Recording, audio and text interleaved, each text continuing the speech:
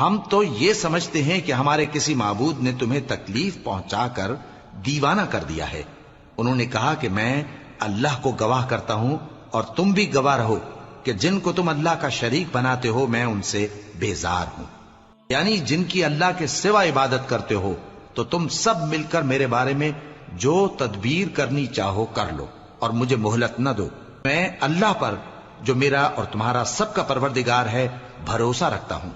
زمین پر جو چلنے پھرنے والا ہے وہ اللہ کے قبضہ قدرت میں ہے، بے شک میرا پروردگار سیدھے رستے پر ہے۔ اب اگر تم روگردانی کرو گے تو جو پیغام میرے ذریعے تمہاری طرف بھیجا گیا ہے وہ میں نے تمہیں پہنچا دیا ہے، اور میرا پروردگار تمہاری جگہ اور لوگوں کو لا بسائے گا، اور تم اللہ کا کچھ بھی نہیں بگاڑ سکو گے۔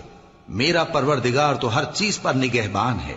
اور جب ہمارا حکم عذاب آ پہنچا تو ہم نے ہود کو اور جو لوگ ان کے ساتھ ایمان لائے تھے ان کو اپنی مہربانی سے بچا لیا اور انہیں عذاب شدید سے نجات دی۔